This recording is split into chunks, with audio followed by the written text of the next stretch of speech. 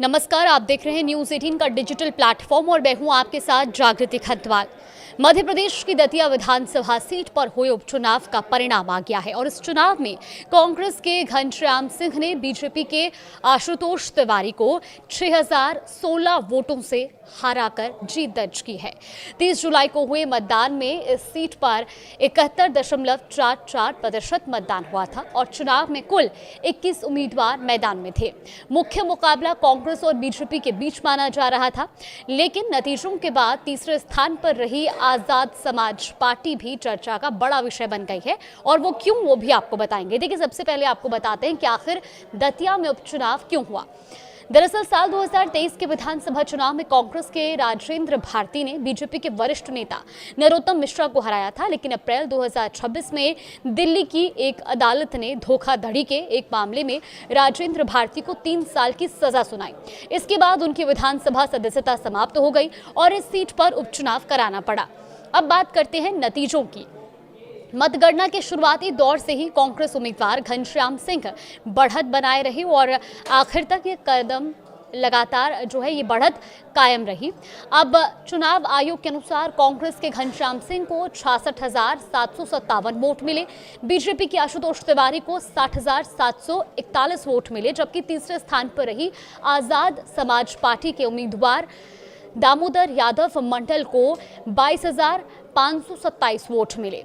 यहीं से चुनाव की सबसे बड़ी चर्चा शुरू होती है। देखिए, पहली नज़र में ये जो कांग्रेस की करीबी 6000 वोटों की जीत दिखाई देती है, लेकिन जब तीसरे उम्मीदवार के 22,000 से ज़्यादा वोट सामने आते हैं तो राजनीतिक विश्लेषण का केंद्र भी बदल जाता है, क्योंकि कांग्रेस और बीजेपी के बीच जीत का अंतर 6016 वोट था, जबकि आज़ाद समाज पार्टी को इससे करीब 3 गुना ज़्यादा वोट मिले हैं।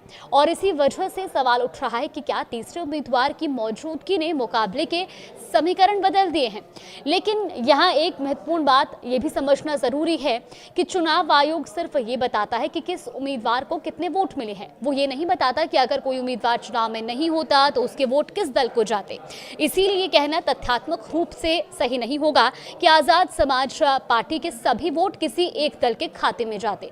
हाँ, इतना जरूर कहा जा सकता है कि तीसरे उम्मीदवार ने मुकाबले को त्रिकोणीय बना दिया और चुनावी गणित पर उसका असर भी दिखाई दिया।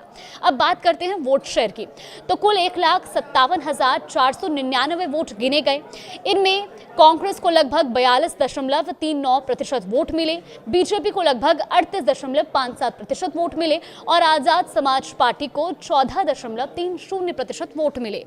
यानी मतदान करने वाले लगभग हर 7 मतदाताओं में से एक ने आजाद समाज पार्टी के उम्मीदवार को वोट दिया है। किसी उपचुनाव में तीसरे दल का 14% से अधिक वोट हासिल करना सामान्य प्रदर्शन नहीं माना जाता। और अब सवाल ये भी उठ रहा है कि आजाद समाज पार्टी को इतने वोट आखिर कैसे मिले। देखिए, राजनीतिक विश्लेषणों के अनुसार पार्टी ने दलित मतदाताओं के साथ साथ यादव समुदाय के वोटों तक भी पहुंच बनाने की कोशिश की। हालांकि ये कहना संभव नहीं है कि पार्टी को मिले सभी वोट किसी एक समुदाय से आए, क्योंकि निर्वाचन आयोग जातिवार मतदान का डेटा जारी नहीं करता। स्थानीय राजनीतिक आकलनों में दतिया में अनुसूचित जाति के मतदाताओं की संख्या करीब 58 से 60,000 बताई जाती रही है, लेकिन यह आधिकारिक आंकड़ा नहीं है। अब एक और दिलचस्प तुलना, साल 2023 के विधानसभा चुनाव में आजाद समाज पार्टी को सिर्फ 490 वोट मिले थे, लेकिन 2026 के उपचुनाव में पार्टी को 22,527 वोट मिले हैं, यानी करीब 22,000 वोटों की बढ़ोतरी और पिछले चुनाव की तुलना में लगभग 46 गुना बेहतर प्रदर्शन। हालांकि यहाँ ये भी ध्यान रखना जरूरी है कि उपचुनाव और सामान्य विधानसभा चुनाव की परिस्थितियां अलग होती हैं। उम्मीदवार, मतदान प्रतिशत और साथ ही स्थानीय मुद्दे बदल सकते हैं, इसीलिए दोनों चुनावों की सीधी तुलना सावधानी से की जानी ज्यादा जरूरी है। इस चुनाव का एक राजनीतिक पहलू और भी है। देखिए, राजनीतिक विश्लेषकों के अनुसार दतिया का चुनाव बीजेपी और कांग्रेस दोनों के लिए प्रतिष्ठा का सवाल बन गया था और ये चुनाव मध्य प्रदेश बीजेपी के नए अध्यक्ष हेमंत खंडेलवाल की पहली चुनावी परीक्षा भी माना जा रहा था। तो कुल मिलाकर दतिया उपचुनाव में कांग्रेस ने सीट बरकरार रखी है, बीजेपी दूसरे स्थान पर रही है वहीं आजाद समाज पार्टी ने भले ही सीट नहीं जीती, लेकिन 22,000 से ज्यादा वोट और 14.30% वोट शेयर हासिल कर अपनी मजबूत मौजूदगी दर्ज कराई है।